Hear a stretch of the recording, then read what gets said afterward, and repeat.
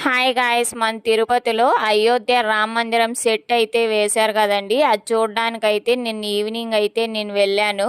అక్కడికి వెళ్ళగానే ఎంట్రన్స్లో రామాయణం ఎలా స్టార్ట్ అయింది అని మొత్తం డిస్ప్లే చేశారండి. నాకైతే చాలా బాగా నచ్చింది. డీటెయిల్గా మొత్తం డిస్ప్లే చేశారు.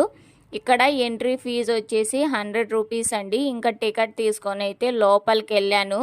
లోపలికి వెళ్ళి చూడగానే ఆ సెట్టు మొత్తం షాక్లో ఉన్నానండి. నేనైతే అంత అందంగా ఉంది ఆ సెట్ మొత్తం. ఇది నిజమా కళ అన్నట్టుంది. అయితే అసలు ఈ సెట్టే ఇంత అందంగా ఉంటే ఇంకా అయోధ్యలో రామ మందిరం ఎలాగుంటుందో ఊహించుకోండి అసలు.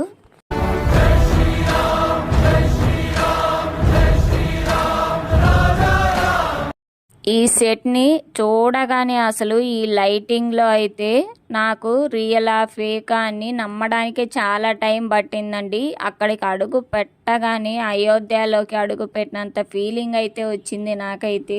పిల్లలకైతే ఇలాంటివి చూపియండి. మన అయోధ్యలో రామ మందిరం ఎంత అందంగా ఉండదో వాళ్ళకు కూడా తెలుస్తుంది. ఈ సెట్ చూస్తే ఖచ్చితంగా అయితే పిల్లలకైతే చూపియండి. ఆ సెట్లో గోడని తాకినప్పుడు కూడా ఏదో తెలియని ఫీలింగ్ అండి. మన మనసులో అయితే నిజంగానే అసలు అయోధ్యలో ఉన్న ఫీలింగే ఉంది అక్కడ ఉన్నంతసేపు అయితే. ఈ రామ మందిరంలో బాలరాముడు విగ్రహాన్ని అయితే చూస్తూ ఉండిపోవచ్చండి. అంత అందంగా ఉన్నాడు రాముడైతే. ఈ సెట్ చూడడానికి పిల్లల్ని తీసుకెళ్ళేటుంటే డబ్బులైతే దండిగా తీసుకెళ్ళండి. ఎందుకంటే ఈ రామ మందిరం సెట్కి ఎగ్జిబిషన్కి ఒక్కటే అండి ఎంట్రీ ఫీజు 100 రూపీసే. కానీ ఎగ్జిబిషన్లో పెట్టిన ఎంటర్టైన్మెంట్ గేమ్స్ కానీ అక్కడ ఫుడ్ కానీ టూ మచ్ కాస్ట్ అండి అసలు.